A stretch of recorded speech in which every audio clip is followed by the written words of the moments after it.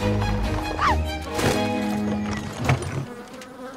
apologize for my appearance. I hoped I might be employed here by you. As something. A monster for the children to play with, perhaps.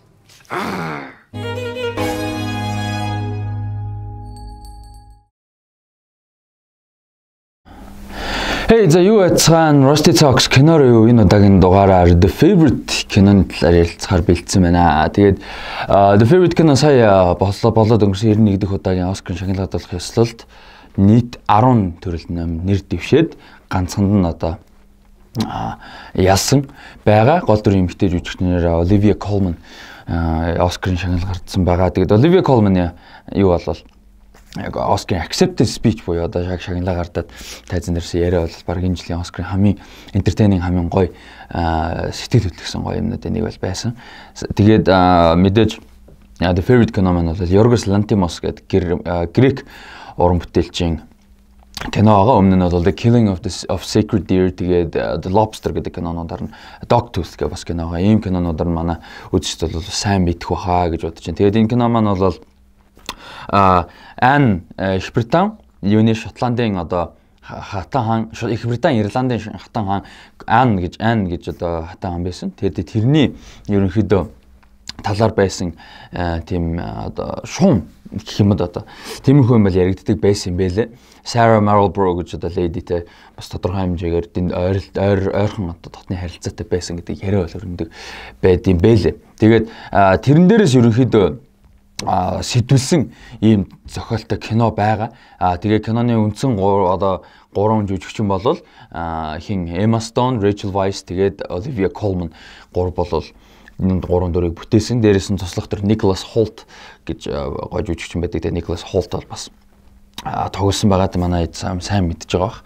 Тэгээд энэ кино бол надад айгүй их таалагдсан. 10 Оскарт нэр дэвшсэн төрлүүдэд нь бол production design, costume design, зураг авалт ерөөдөө зураг авалт орсон байлоо да. Замарсан production design, costume design орсон байсан. Тэгээд тэр бол үнэхээр гоё байсан. Би бас costume design, production design дээр нэлээд өрсөлдөх байх гэж бодож байсан. Орон Black Panther бол Оскарын шагналыг хүртсэн байгаа. Тэгээд энэ кино бол үзэхэд их гоё, нүдэнд их гоё. Ер нь бол зураг авалт маш гоё, содон зураг авалттай, fish eye линзер зураг авалтуудтай, өргөн зураг авалтууд их ихтэй fish eye одоо линзер авсан зураг авалттай. Маш гоё сонирхолтой диалогтой, инээдтэй бас айгуу тийм ухаан зарсан их гоё диалогтой, жүжиглэлт үнэхээр ярих юм байхгүй. Ямар сандаа л одоо манай гол дүрийн 3 жүжигчин маань бол гурлаа Оскар нэр дэвшсэн. Emma Stone хин хоёр бол Rachel Weisz хоёр бол хоёулаа туслах дүрийн эмэгтэй жүжигчинд бол Оскар нэр дэвшсэн байгаа. Тэр Rachel Weisz бол BAFTA-гаас Британий кино академиас бол шилдэг эмэгтэй туслах дүрийн жүжигчин шагнал авсан бол Olivia Colman BAFTA-гаас гол дүрийн эмэгтэй жүжигчний шагнал авсан байгаа. Тэгээд Favorite кинонууд бол ерөнхийдөө тийм тэгээд Queen Anne хатны ер нь анхаарлын төлөө, Anne хатны талд орохын төлөө, Anne хатны одоо хайрыг, анхаарлыг одоо хайр гэхээс илүү бараг илүү анхаарлыг их мэдлийг татахын төлөө энэ Sarah Marlborough тэгээд хин Abigail Masham гэж хоёр эмэгтэй. Abigail Mashamд нь бол Emma Stone, Sarah Marlborough, Rachel Weisz гэсэн энэ хоёрын ерөнхийдөө өрсөлдөж байгаа. Энэнийг бол айгуу тийм хөгжилтэйгээр бас цаагаараа айгуу хүнд сэдвтэй. Одоо чинь Abigail-ийн дүр бол нэлээд одоо зовлон туулж үтсэн байдаг. Тэрийг ганц 2 удаагийн диалогоор эвтэйхэн гаргацсан байдаг ч юм уу. Тиймэрхүү. Дээрээс нь диалог бол маш гоё. Тэгээд дээрээс нь сонирхолтой юм гэх юм бол Yorgos Lanthimos найруулагчийн ерөнхийдөө өмнөх кинонуудыг үзчихсэн бол манай үзэгчид мэдж байгаа нэлээд гажиг, нэлээд содон зураглалтай, төсөөлөлтэй, маш төсөөлөл ихтэй, одоо imaginative гэж ярьдаг те. Маш creative юм сонирхолтой уран бүтээлч байгаа. Энэ кинонд бол мэдээж тэр creativity, тэр бүтээлч зан, тэр сонирхолтой төсөөлөл, зураг авалт, зохиол бол мэдээж алдагдаагүй. Гэхдээ өмнөх одоо Killing of Sacred Deer ч юм уу, Dogtooth эсвэл The Lobster кинонуудыг бодвол энэ кино хажууд нь бол хамаагүй энгийн гэж хэлж болно. Хамаагүй ойлгох одоо үзээд үйл явдал зохиолыг нь дагахад илүү боломжтой гэж хэлэхэд бол илүүтэхгүй бах. Ер нь бол өмнөх кинонууд нь илүү хүнд байдаг. Тэрийг бол манай үзэгч нь мэдж байгаа хаа. Тэгээд The favorite кино бол за тэр Оскар шагналууд бол яг мэдээж дурдах хэрэгтэй гэдэг утгаар нь дуудаж байгаа. Гэхдээ тэрнтэй тэрнгүй ер нь бол заавал үзэх хэрэгтэй гэж бодож байна.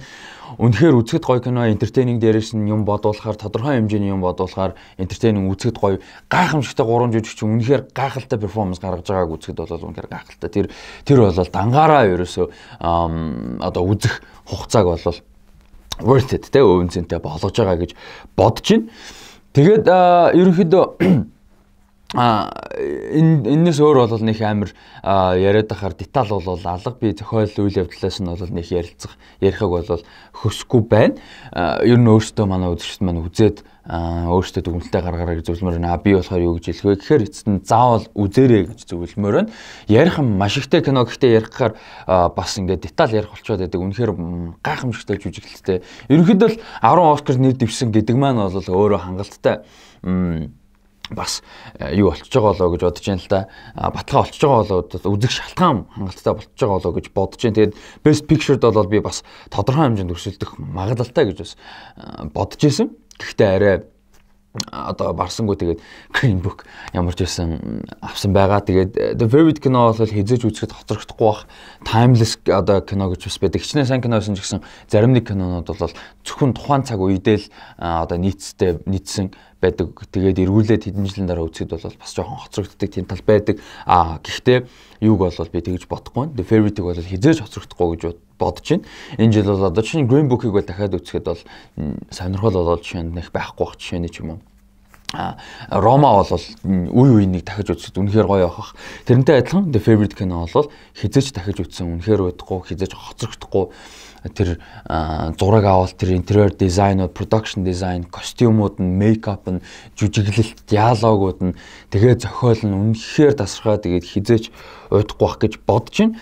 Тэгэхээр The Favorite киног үзээрэй гэж зөвлөх байна. Үзсэн болол хэрвээ үзсэн болол манай одоо энэ ревюн дээр гоё сэтгэлээ хуваалцаарай гэж хэлмээр байна. Ягаад гэхээр үнэхээр яриа өрнүүлэхээр үнэхээр ярилцах сэдв ихтэй маш гоё кино болсон байна. Тэгээд Yorgos Lanthimos найруулагчийн болоо дараагийн уран бүтээлүүдийг одоо тийш ядан хүлээх болно. Илүү гажиг юм руугаа орж магадгүй гэж бодож байна. Killing of Sacred Dogtooth, The Lobster кинонууд шиг эсвэл илүү The Favorite шиг талдаа бас кино хийх юм болоо сайн мэдэхгүй байна. Тэгэхээр тэрний талаар хэрвээ мэдээлэл байх юм бол бид нар подкастаараа мэдээж сэтгэл мэдээллүүдэд хуваалцаад явна. За тэгээд намайг Instagram дээр @rostyryan7 гэдэг дагцаагаараа Facebook дээр мэдээж Rusty Talks гэдээ байгаа. Тэгээд манай Game of Thrones-ийн хаан ширээний тоглоом хуудсыг Instagram дээр Game of Thrones Mongolia гэдэг дагаараа бид нар өдөр болгон маш гоё мэдээллүүд, постууд, видеонууд оруулаад явж байгаа. Удахгүй маш олон гоё контентууд нэмэгдээд явна. Marvel, DC гэх мэт Valar Morghulis гэдэг гоё контентууд бол бэлтгэл ажилдаа явж байгаа. Тэгээд дараагийн контентуудаараа уулзцаая баяр та.